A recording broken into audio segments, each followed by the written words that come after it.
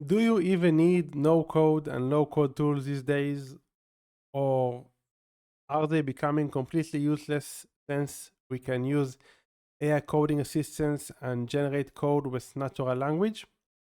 This is the topic of this video. It's a follow-up for my recent video in which I kind of covered the fact that I believe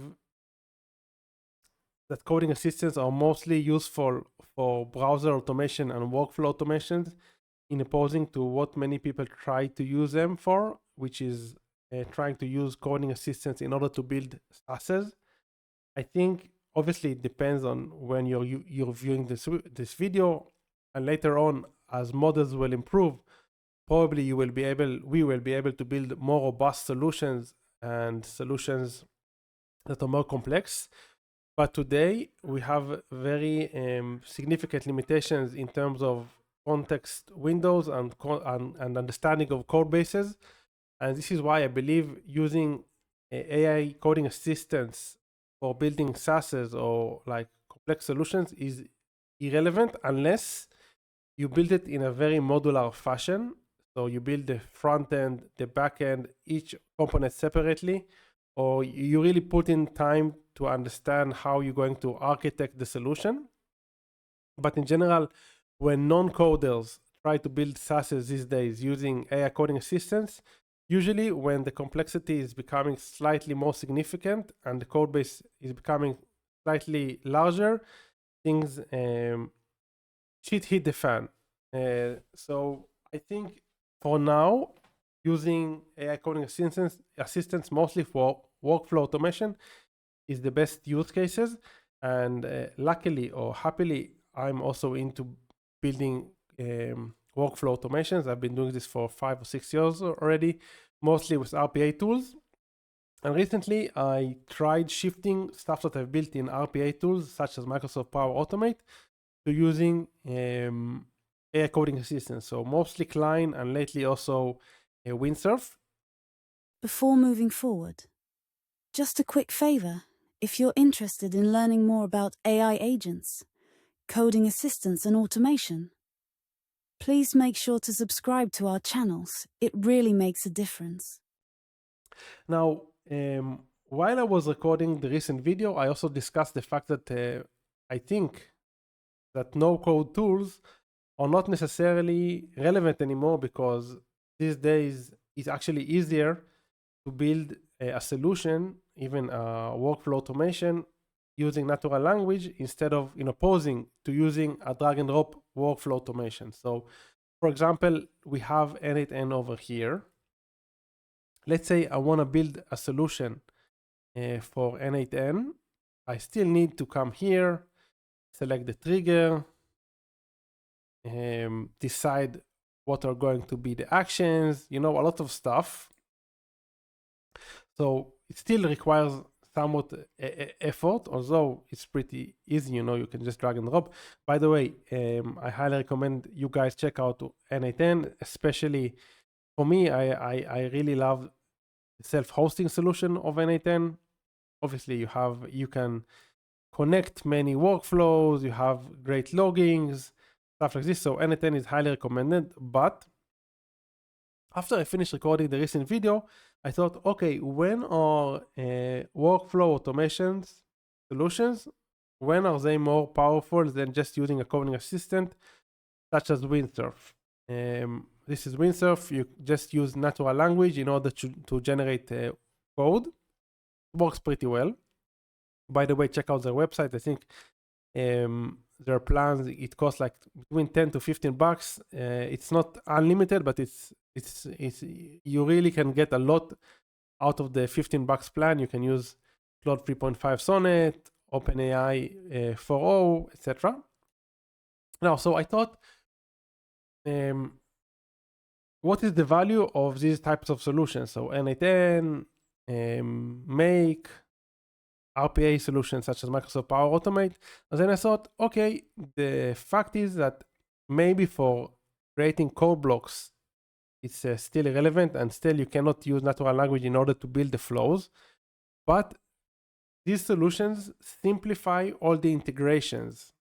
So as you can see here, action in app, we have a ton of solutions that are already integrated into N8N.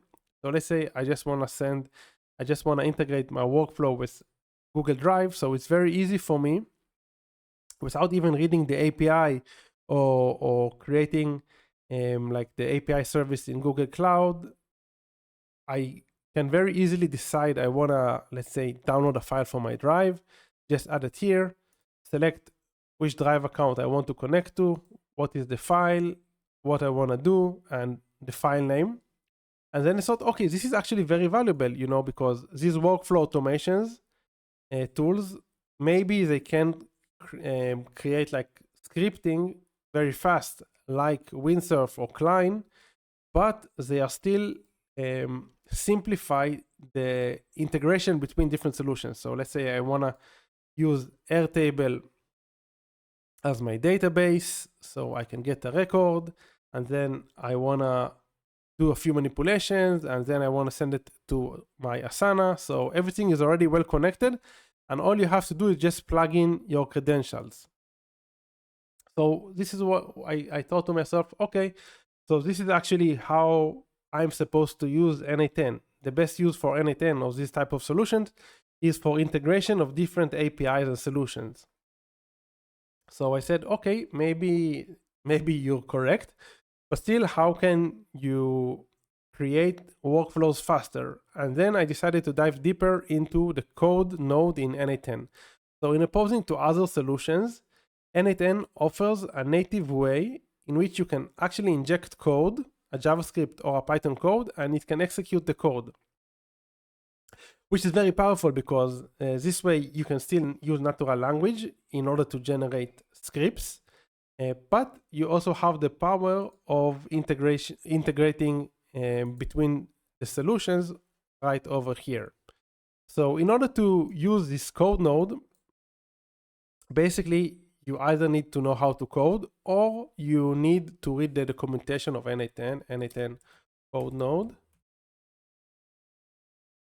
which is right here. This isn't the code node. I think this is like from the forum. But what let's see, here's the documentation. So here are the instructions. I won't go over them, but if you're interested, check it out. What I will say is, because I still want to be able to use natural language in order to generate code that is relevant for N8N, I just created this prompt over here, which, by the way, this is just a small hack that I'm doing, that whenever I want to pin like a specific conversation, I just add pin to the name. I just rename and add pin to the name of the conversation, and then it's very easy to find all the pin conversation. So all the prompts, all the conversations that you want to save. So I just add pin at the beginning, and this is a way to save your meaningful conversation and kind of find them, because I have a ton of conversation and all my most important ones are pinned. So the prompt, in order to generate a code block for N8N, you need to make sure that there are a few instructions, and these are the instructions that I baked into the prompt. So the prompt is: you're a skilled professional computer programmer. You specialize in writing code snippets for automation software N8N. Here are some important practices when coding for N8N. N8N code output must always return an object at end like variable and value, or this. Variables from preceding nodes are accessed by looping through input all, for example, and here's an example. And prompt 2 is basically what I'm expecting. So I give it a request. This is the request. So I asked it to generate a very simple switch that, based on the numbers that I'm providing, is going to return the output. So if I'm providing a number between 10 to 13, it's going to return the number as is. And if I'm providing a number between 14 to 20, it's going to return the number in Spanish. And as you can see here, my number, let's say my number is going to be 15. So this is the variable. This is the core block that was generated by ChatGPT. This is where the input number, this is where we pull the number from before that we just gave us input. And then when you do test step, you see 17, which is 17. Now let's change this to, let's see, we need to, didn't work. We need to do like this, test the workflow. Now it's supposed to be fine. 15. Okay, great. Now let's change this to 11, and we're expecting to see an 11. So test workflow, we see 11, and just for practicing our Spanish, you want to see 20. Let's see, yes, 20. Okay, so as you can see, I was able to kind of leverage the fact that I'm not interested in writing code and using ChatGPT or Claude, but adjusting the code so it will be relevant for N8N. So then we can take this result and integrate it into our workflow. So let's say I want to send it to a Google Sheet. So Google Sheet, and then we can append the data to a specific row. So this kind of gives us a UI for our workflow automations. So I thought this was very cool. By the way, if you're interested in this prompt, all I would suggest doing is just take a screenshot of the video like this, while just pause the video, take a screenshot, and just write, can you extract the text from this screenshot? And it's going to extract the text. This is what I often do. And when I see a YouTube video and I like the flow or the code, I just take a snip, just snip the whatever's on the screen, and I use the OCR tool or like the vision abilities of the model. Okay, so this is what I initially thought. I'm going to use the coding blocks very often and just use N8N for integrations between different solutions. By the way, if I wanted to build this type of solution, like the switch between 10 to 20, here it would have taken me longer. So if it's equal to 14, equal return this 14, and if it was, because it's 14 in Spanish, if it was 20, so 20. So it would be like a very kind of tedious, in opposing to just asking ChatGPT to do this in natural language, and I didn't even type it. I just used, my voice. I often use this. I have Microsoft, so I'm using the Microsoft in order to generate text. You just hit the Windows button and H. This way you can just generate prompts vocally without needing to type, and it speeds up the whole process, and it also helps you generate better prompts, I guess. You can see here.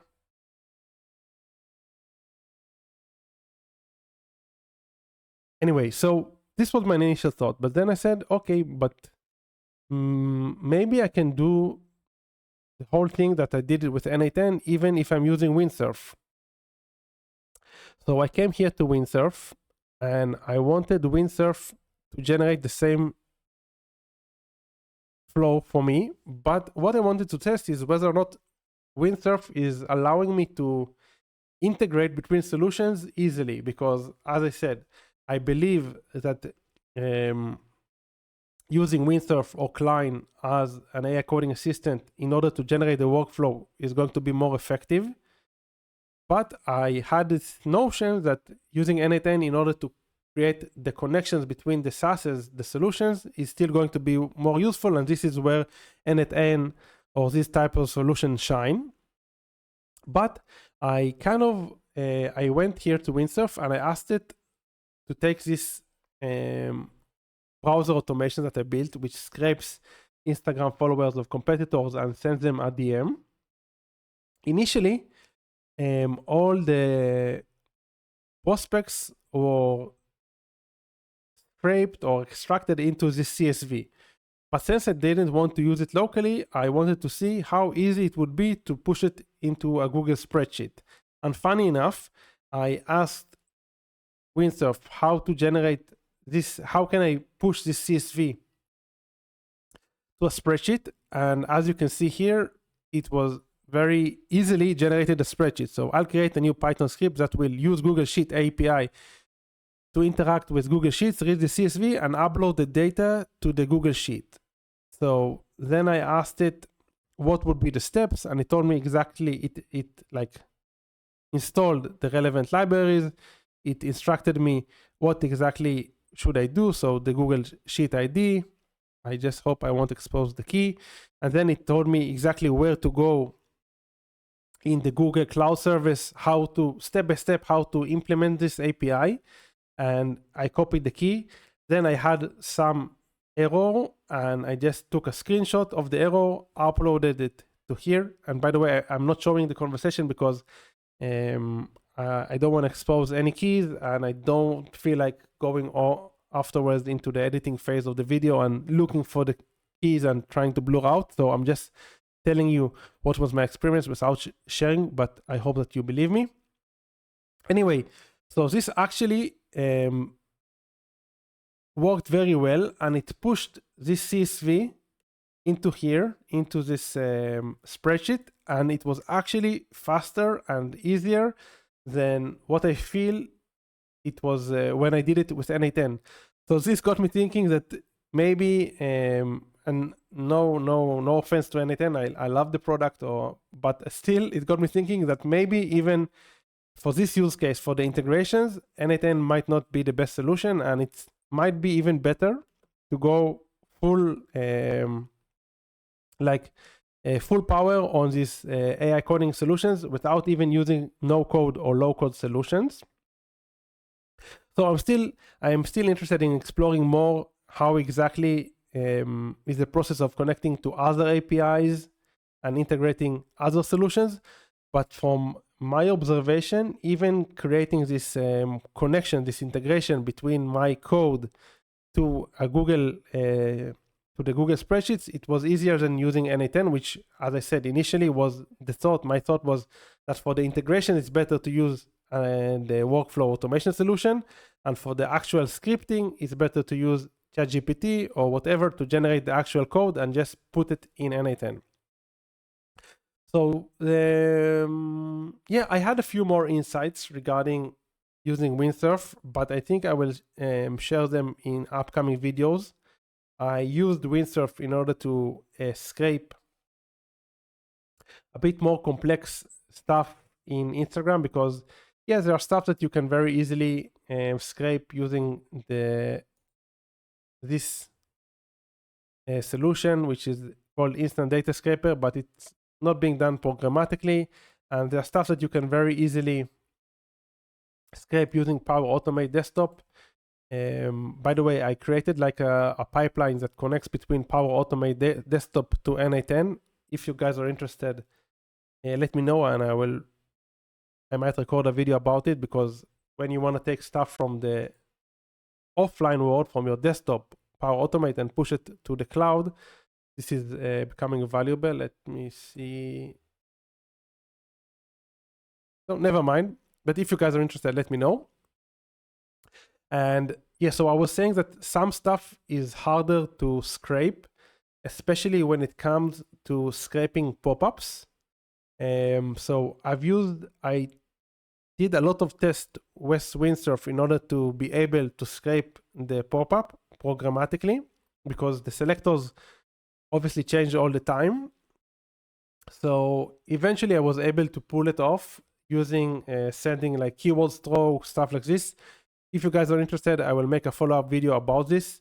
But for now, what I wanted to share with you today, quick summary, is first of all, the fact that in my opinion, if you're not afraid of code, using Windsurf for client, stuff like this, is the fastest way to generate even workflow automations.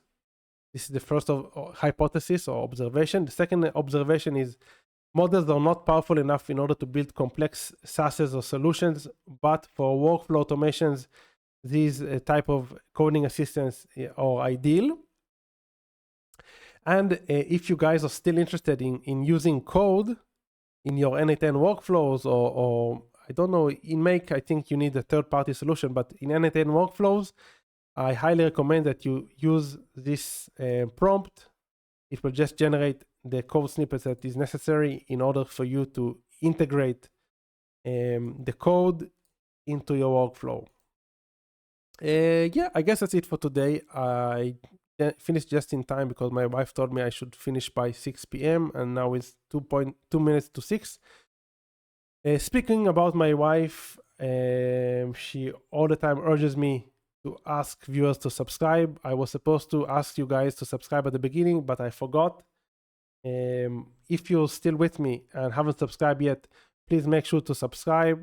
Also, like the video and leave your criticism or ideas in the comment section below. Yeah, I guess that's it. Until next time, keep on automating.